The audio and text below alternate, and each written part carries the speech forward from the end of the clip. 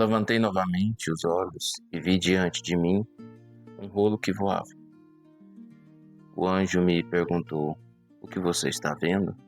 Respondi: "Vejo um rolo que voa de 20 côvados de comprimento e de 10 côvados de largura." Então ele me disse: "Nele está escrita a maldição que está sendo derramada sobre toda a terra. Porque tanto o ladrão como o que jura falsamente serão expulsos conforme essa maldição.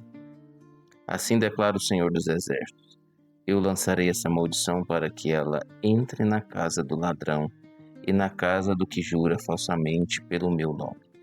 Ela ficará dentro da sua casa e destruirá tanto as vigas como os tijolos." Amém. Zacarias 5, verso 1 ao 4. Oremos.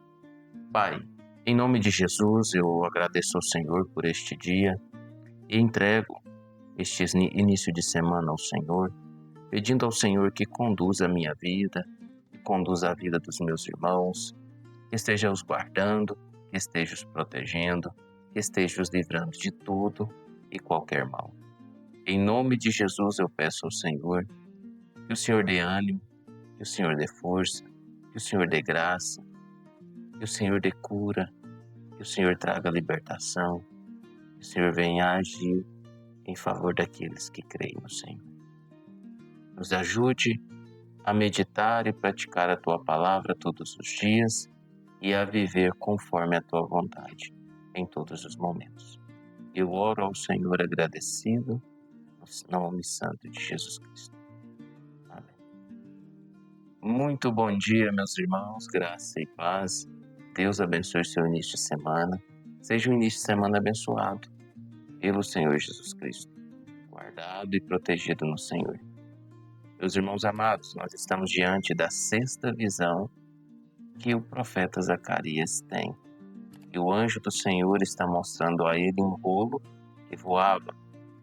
Um rolo que voava, esse rolo tinha 20 côvados de comprimento e 10 côvados de largura, que exatamente são 9 metros de comprimento e 4,5 metros de largura, que é exatamente o tamanho da porta de entrada, ou o pórtico de Salomão do templo, né?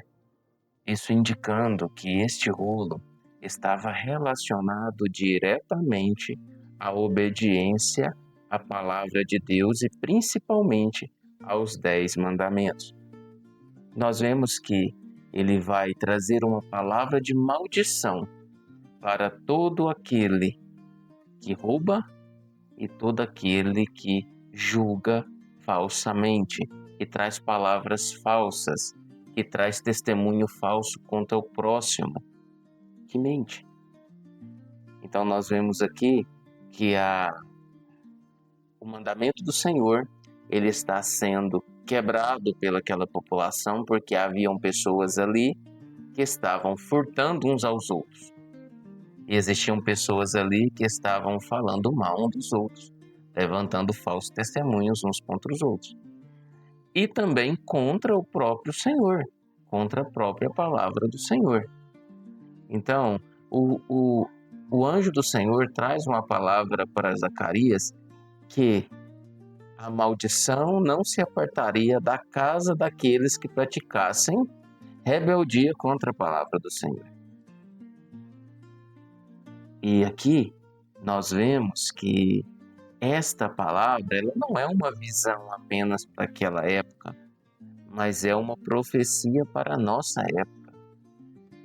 Nenhum ladrão ficará sem a sua justiça. E nenhum falso testemunho, nenhuma calúnia levantada contra alguém ficará sem justiça. Nós hoje vivemos perante uma justiça humana falha. Nós vemos aí vários juízes envolvidos em corrupção e assim por diante, propinas e tudo mais. Mas existe uma justiça divina que ela vai se cumprir. Ela pode não se cumprir agora, mas ela vai se cumprir em nossas vidas. Quando nós vemos isso aqui esta maldição sendo tratada naquela época, nós olhamos para Cristo. Cristo foi tratado como maldito. Cristo foi tratado como alguém que não era Deus, não era filho de Deus, não era o rei dos reis, era um bastardo, era uma pessoa que estava usufruindo de palavras, de coisas divinas por meio de heresia. Era assim que os religiosos consideravam Cristo, como uma pessoa que estava fazendo um falso testemunho sobre si próprio. Mas quem estava cometendo o falso testemunho era os próprios fariseus, aqueles que levaram Jesus à condenação.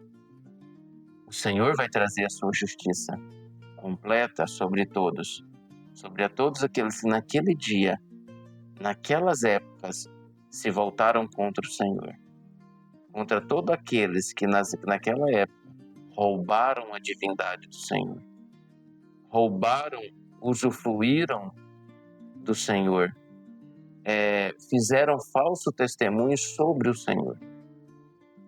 Eles serão julgados, condenados no grande trono branco e serão jogados no lago de fogo e enxofre.